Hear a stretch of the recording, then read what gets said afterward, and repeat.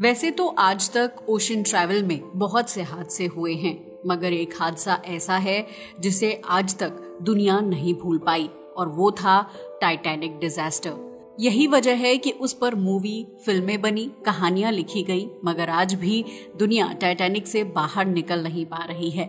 तभी तो 2023 में टाइटैनिक शिप रेक तक जाने की कोशिश की गई थी, मगर जो मिशन गया था इस डिजास्टर का पता लगाने, वो खुद ही एक खौफनाक ट्रेजेडी का शिकार हो गया। अब ये सब हुआ कैसे, और असल में गलती किसकी थी? क्या ये कोई टेक्नोलॉजी फेलियर था या फिर टाइटैनिक का शाप इसे लग गया था? यकीन मानिए ये जानना इंटरेस्टिंग होने वाला है, मगर उसके लिए आपको हमारे वीडियो को एंड तक देखना होगा। तो चलिए डिटेल्स में जानते हैं। इस कहानी की शुरुआत हुई थी 18 जून 2023 को, जब ओशन गेट ने एक मिशन लॉन्च किया था। दरअसल ओशन गेट ने अपनी टाइटन नाम के सबमर्सिबल के जरिए टाइटैनिक शिप रेक तक पहुंचने के लिए इस कमर्शियल मिशन को लॉन्च किया था। ये कुछ भी अचीव कर पाता उससे पहले ही खुद हादसे का शिकार हो गया। दरअसल केवल 90 मिनट के बाद ये मिशन एक खौफनाक त्रासदी में बदल गया। किसी को कुछ समझ में आ पाता उससे पहले ही अचानक से सबमर्सिबल का कार्बन फाइबर हल प्रेशर की वजह से क्रैश हो गया। दरअसल फाइबर से बना टाइटन का ये हल प्रेशर को बर्दाश्त नहीं कर पाया, जिसकी वजह से पूरी सबमर्सिबल इम्प्लोड हो गई और 5 लोगों को अपनी जान गंवानी पड़ी। माना जाता है कि ये सब कुछ सेकंड्स के अंदर ही हो गया, इतनी जल्दी कि मानो बस पलक झपकते ही सब खत्म हो गया। आज इस घटना को हुए 2 साल गुजर चुके हैं। इसके बाद बहुत सी कहानियां और थ्योरीज सामने आई, मगर हकीकत क्या थी ये कोई नहीं जानता था। अब सबको बस उस रिपोर्ट का इंतजार था जो इस सच को बाहर ला सकती थी, और आखिरकार यूएस कोस्ट गार्ड ने 335 पेज की एक रिपोर्ट जारी की, जिससे इसका पूरा सच बाहर आ गया। मगर इस रिपोर्ट से जो हकीकत सामने आई, ना तो उसकी उम्मीद यूएस गवर्नमेंट को थी और ना ही कंपनी के बाकी अधिकारियों को। इनफैक्ट आपको भी इस पर यकीन नहीं आएगा। दरअसल इस रिपोर्ट में कहा गया है कि ये एक ऐसा हादसा था जिसे आसानी से टाला या रोका जा सकता था। पता है क्यों? इसलिए क्योंकि ये केवल और केवल ह्यूमन मिस्टेक की वजह से हुआ है। जी हाँ, आपने सही सुना। असल में इस रिपोर्ट में बताया गया है कि ओशन गेट ने सबसे बड़ी गलती ये की कि उन्होंने इसमें ऐसी चीज का इस्तेमाल किया था जो पहले से ही खराब थी। असल में ओशन गेट का सबसे बड़ा जुर्म ये था कि उन्होंने deep sea ocean engineering protocol को फॉलो ही नहीं किया। इनफैक्ट सबमर्सिबल हल टेस्ट करने का तरीका जो गैर महफूज था ही, साथ ही इसमें जो मैनुअल थे वो भी आधे अधूरे थे।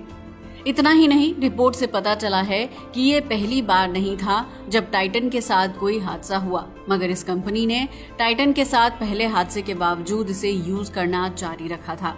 उन्होंने प्रॉपर हल चेक भी नहीं किया था, और इतना ही नहीं, बिना सही जांच के इसे बार बार यूज करते रहे।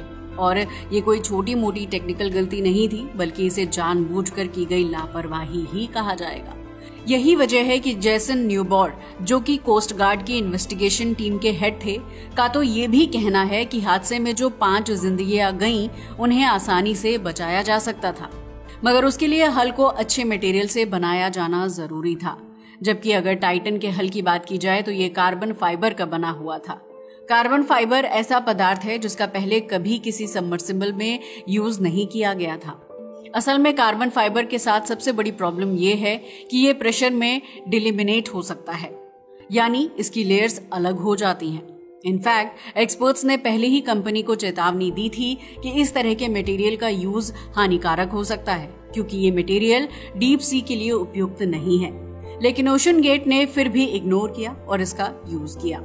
इनफैक्ट 2021 के एक मिशन में हल के अंदर से क्रैक जैसी आवाज भी रिकॉर्ड हुई थी, लेकिन इसके बावजूद किसी ने इस पर एक्शन नहीं लिया। जबकि आप जानकर हैरान रह जाएंगे कि अगर बात की जाए ओशन गेट के पहले कंसल्टेंट यानी डेविड लॉकरिज की, वो तो पहले ही इसके लिए चेतावनी दे चुके थे।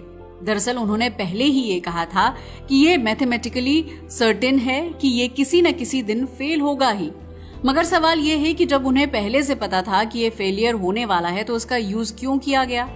इसके लिए रिस्पॉन्सिबल थे ओशन गेट के सीईओ स्टॉकटन रश खुद। क्या? जी हाँ, आपने सही सुना। वैसे ओशन गेट के सीईओ स्टॉकटन रश की बात की जाए तो ये खुद इस हादसे का शिकार हो गए थे।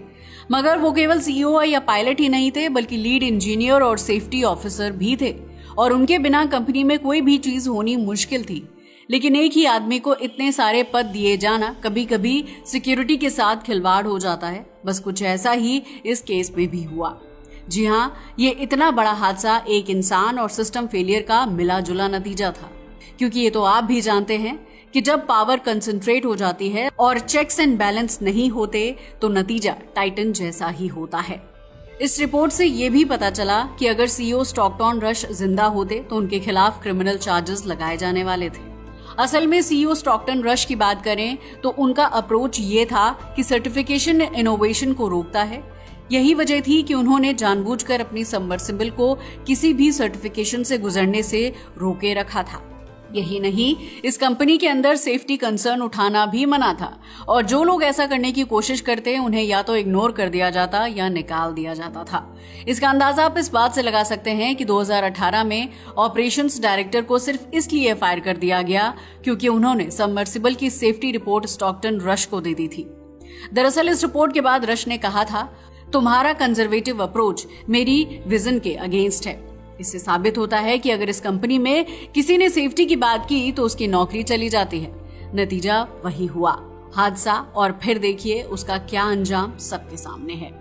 वैसे अगर टाइटन सबमर्सिबल की बात की जाए तो इतनी हाईटेक होने के बावजूद इसे चलाने के लिए एक modified play station controller use किया जा रहा था। क्या? जी हाँ, आपने सही सुना।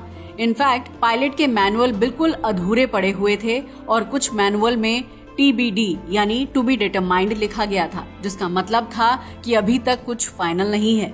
ऑपरेशन मैनुअल में डीप सी मिशन के लिए केवल 4 पेज दिए गए थे, जिसे देखकर ऐसा लग रहा था कि ये कोई सीरियस मिशन नहीं बल्कि कोई मजाक हो रहा है।